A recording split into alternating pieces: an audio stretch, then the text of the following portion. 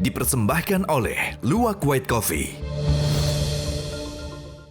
Saya katakan bahwa sampai dengan sekarang hasil tes kebohongan itu tidak akurat. Bagi saya hasil poligraf dikesampingkan saja. Sebutan lie detector atau pendeteksi kebohongan adalah hiperbola belaka. Wow. Dia pulang di hot room. Pak Susno, tadi Pak Ahmad Sofyan mengatakan bahwa untuk menentukan seseorang melakukan pembunuhan berencana perlu ada ketenangan. Tapi Anda tadi mengatakan lebih cenderung ini pembunuhan berencana kasus Sambo. Mana yang benar? Oke, kita bertolak pada hukum. Ya. Unsur daripada pembunuhan berencana tidak ada ketenangan. Tetapi untuk mendapatkan apakah betul dia merencanakan atau tidak, nah itu tadi syarat daripada keilmuan ketenangan. Ya. Tapi tidak menjadi unsur di dalam hukum. Di dalam hukum itu pembunuhan direncanakan itu barang siapa dengan sengaja melakukan pembunuhan dengan direncanakan bla bla bla. Ya. Nah, baru berdasarkan teori. Perencanaan itu apa sih? Teorinya itu teori. Nah, tapi perencanaan itu bisa dibuktikan dengan perbuatan. Nah, perbuatan apa? Dikumpulkan di Duren 3. Di Duren 3 omong-omong, kita akan begini, pergi ke sini, dan sebagainya, dan sebagainya. Kemudian membagi peran, dia seorang barada yang tidak memegang senjata, tetapi diberi senjata. Ini kan perbuatan. Nah, perintahnya apa? Perintahnya kan bisa hajar, bisa sikat. Nah, ini kita tinggal tarik di dalam dunia kepolisian yang dimaksud dengan kalau seorang jenderal mengatakan sudah diberi senjata, kemudian perintahnya hajar, apa itu? Saya tambahkan Ya, itu sedikit. apa? Saya tambahkan sedikit izin ini menambahkan fakta Ya. sidang saja. Jadi apa yang disampaikan Pak Susno tadi orang saksi Yaitu? Richard Eliezer. Ya. Dan kita percaya, kita memahami lah ya, kita memahami di hukum acara yang berlaku, satu saksi bukanlah saksi. Ya. Kecuali keterangan satu saksi ini berkesesuaian dengan saksi lain atau bukti yang lain. Nah, kami sudah identifikasi, ini 55 saksi kan sudah diperiksa di proses persidangan. Kami sudah identifikasi ada 44 keterangan Richard. Dan kami melihat mana keterangan yang berdiri sendiri, mana yang terkonfirmasi dengan bukti lain. Dan terkait dengan pertemuan di rumah Saguling lantai 3 itu yang dipanggil satu persatu, itu hanya berdiri pada satu keterangan tunggal Richard saja. Apakah mungkin kita percaya hanya dengan satu keterangan tunggal saja tanpa terverifikasi dengan bukti yang lain? Itu yang pertama, izin Pak Susno. Itu yang pertama. Yang kedua, tidak pernah terbukti ada pertemuan dan pembagian peran. Artinya apa? Kalau kita bicara pasal 55 ayat 1 ke 1 KUHP tentang bersama-sama, konsep meeting of mind, pertemuan kehendak antara pihak-pihak yang berbagi peran itu tidak ditemukan dalam bukti di sidang. Silakan, Bang. Silakan. Pak Udman, kita lihat saja, itu kan ada dalam rangka rekonstruksi kan? Ya.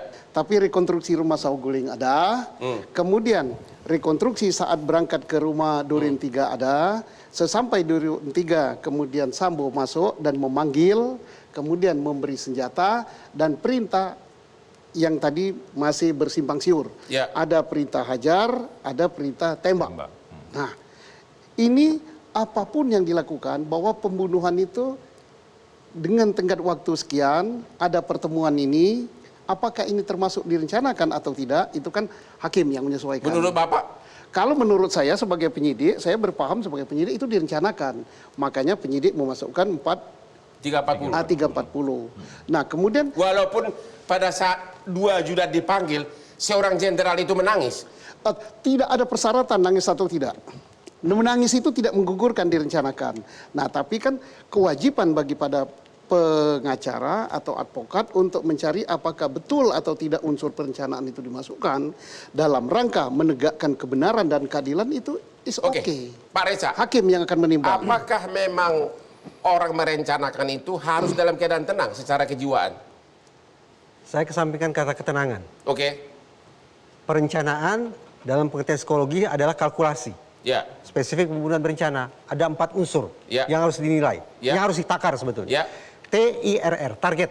Target? Targetnya harus ada, tidak boleh meleset, tidak boleh salah sasaran. Yang kedua insentif. Sebetulnya pembunuhan ini, kalau ini disebut sebagai pembunuhan, tujuannya apa? Insentifnya apa? Insentif. Manfaat apa yang dicapai? Oke. Yang ketiga adalah sumber daya. Kita ingin habisi orang ini dengan instrumen apa? TKP-nya di mana? Ya. Alat senjata apinya seperti apa? Ya. Pakai sarung tangan atau tidak? Dan seterusnya. Itu Ya. bicara tentang sumber daya. Ya. Yang keempat adalah resiko. Pasca aksi pembunuhan dilakukan, kita harus melakukan apa untuk menghindari resiko? Kalau majelis hakim menilai bahwa 4 unsur atau 4 elemen ini ada di dalam kepala terdakwa, maka bundar sempurna. Ini Menurut adalah Anda pembunuhan berencana. dari pengamatan selama persidangan? Sepanjang apa yang bisa saya simak dari media massa, maka saya memandang per hari ini 4 elemen ini tersedia. Cenderung untuk mengatakan perencanaan itu ada. Bang Hotman, mungkin saya tambahkan Ya. sedikit. Jadi kalau kita lihat sebuah kasus pembunuhan, apalagi pembunuhan berencana, itu tidak bisa hanya dilihat dari kacamata hukum. Saya Ya. setuju soal itu. Karena itu, kalau dalam diskusi kami dengan para ahli kriminolog, ada beberapa faktor yang harus dilihat, Bang Hotman. Satu, bukan hanya peristiwanya ya, tapi karakteristik individunya. Apakah individu tersebut melakukannya dalam keadaan tenang atau tidak? Kenapa ini penting? Karena ini diambil dari apa yang disebut dengan MVT. Kenapa pasal 340 itu lahir di Dia Belanda bilang nggak pada peduli, saat unsur itu? tenang itu nggak peduli. Itu boleh-boleh saja, itu pendapat dari psikolog. Kalau kita kan harus melihat pasal 340 itu dulu dibahasnya di parlemen Belanda itu seperti apa. Ya. Dan bagaimana pendapat pihak yang membahasnya. Memang kondisi tenang itu disyaratkan di sana untuk mulai dari merencanakan, mengevaluasi sampai dengan melakukan. Sebenarnya dari putusan-putusan pengadilan, apakah ini pembunuhan berencana atau ini pembunuhan yang spontan? Itu yang pertama, karakteristik individu perlu dilihat. Yang kedua, motif. Apa sebenarnya yang melatar belakangi? Seorang suami, seorang jenderal bintang 2 mendengar istrinya mendapat perlakuan tidak senonoh dan kemudian terpicu emosinya pada saat itu sudah terbukti di proses persidangan. Yang ketiga, ternyata kriminolog juga melihat faktor peran dari korban. Karena di teori kriminologi kita bisa lihat kontribusi korban sejauh mana. Dan itu juga digali dalam proses persidangan. Dan keempat, subkultur yang mempengaruhi seseorang dalam bertindak. Orang-orang yang diajarkan memelihara atau menjaga harga diri sedemikian rupa, ketika dia mendapatkan fakta, mendengar bahwa istrinya mendapat perlakuan yang tidak senonoh dari pihak yang dipercaya, dan fakta-fakta ini bukan hanya dari kami, penasihat hukum. Kami justru menemukannya dalam berkas perkara. Salah satunya dari hasil pemeriksaan psikologi Kalau forensik. begitu, setelah sidang berlangsung cukup lama dan alot, harapannya putusannya apa? Harapannya aja dulu. Harapan kami itu sederhana, Bang Hotman. Harapan kami semua fakta terungkap di sidang, kebenaran yang muncul. Kenapa ini penting? Karena sebelum proses persidangan banyak sekali hoax yang terjadi. Banyak sekali fitnah, isunya melebar kemana-mana. Kalau fakta itu terbukti di persidangan, kita tidak boleh menyangkal seolah-olah itu tidak terbukti. Dan sampai hari ini sudah hampir 2/3 persidangan, Anda belum berani mengatakan terbukti atau tidak. Itulah yang saya katakan, kita uji kedakwaan, ujian kedakwaan. Berarti dakwaan itu gugur. Satu persatu bagian dari dakwaan jaksa itu gugur. Kesimpulannya apa? Yaitu bebas. Nanti di nota pembelaan. Gimana Pak Susno? Ini masa tahanan sudah mau habis nih. Bagaimana selanjutnya sikap pengadilan? Saya meminta, berharap saya kira Republik Indonesia ini supaya kasus ini cepat selesai. Kita masih punya berapa lagi poin-poin dari langkah-langkah ini sampai dengan vonis secepatnya. Jangan melebar kepada hal-hal lain. Nah, sedangkan yang disampaikan oleh Pak Febri dan sebagainya saya kira sudah cukup panjang dan sudah didengar oleh hakim itu untuk menentukan berat ringannya hukuman.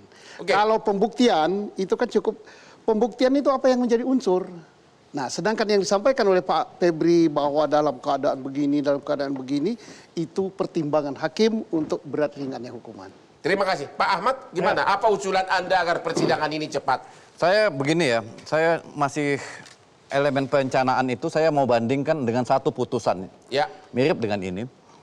Di NTT, tahun 2001, jadi seorang ibu membaca SMS suaminya, handphone suaminya, ada perselingkuhan. Setelah dibacanya, lalu diteleponnya orang yang diduga melakukan itu. Diangkat, lalu dimatikan. Dan dia baca lagi, ternyata dia emosinya bangkit waktu itu. Diambilnya sebuah arit, didatanginya suaminya ingin memberikan pelajaran pada suaminya. Itu Arif nancap di dadanya dan meninggal. Dan putusan pengadilan? Ya, kemudian dibawa ke rumah sakit 4 jam kemudian meninggal. Nah, ada yang menarik. Di tingkat pertama, hakim punya keyakinan ini adalah pembunuhan berencana. Ya. Di tingkat pengadilan tinggi menguatkan putusan tingkat pertama. Ya. Tapi di MA ternyata majelis hakim di Mahkamah Agung tidak sependapat dengan putusan tingkat pertama dan PT dan dikoreksi dan ini adalah pembunuhan biasa. 338. Nah, jadi begini. Saya mau menyatakan satu lagi Bang Hotman. Tentang ada atau tidaknya perkosaan itu menentukan. Ya. Jika hakim yakin tidak ada perkosaan, maka ada kemungkinan itu 340. Ya. Tapi jika ada perkosaan, 340 gugur. Kemungkinan ya. Jadi memang ada atau tidak perkosaan. Nah, untuk membuktikan ada atau tidak perkosaan tidak mudah. Motif ya? Ya. Oke, Pak Reza, apa catatan akhir Anda atas kasus ini? Apa pointer-pointer yang Anda kritisi? Komnas Perempuan sebaiknya sesegera mungkin mendampingi PC untuk melakukan pemeriksaan ke dokter. Itu udah terlambat. Untuk memastikan apakah ada jejak-jejak perkosaan atau tidak. Oke. Karena kalau memang betul-betul PC adalah korban perkosaan, maka paling tidak PC pantas untuk mendapatkan restitusi dan kompensasi. Oke. Itu pertama.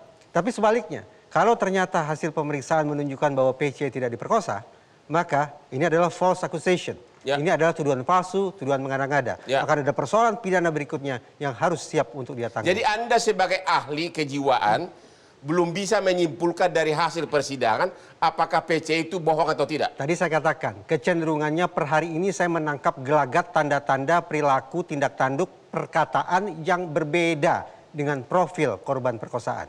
Dengan pandangan seperti itu, maka saya sanksi bahwa ada kejahatan seksual sebagaimana dituduhkan oleh PC terhadap mendiang Brigadir Yosua. Terima kasih kepada Pak Reza.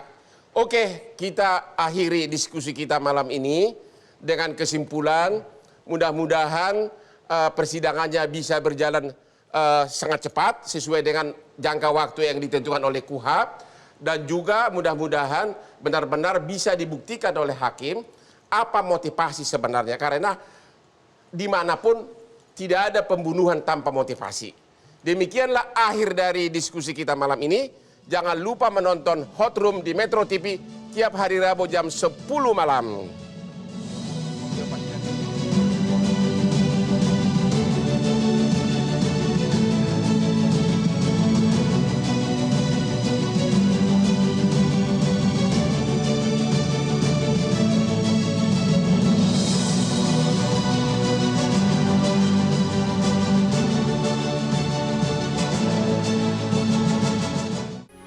Metro TV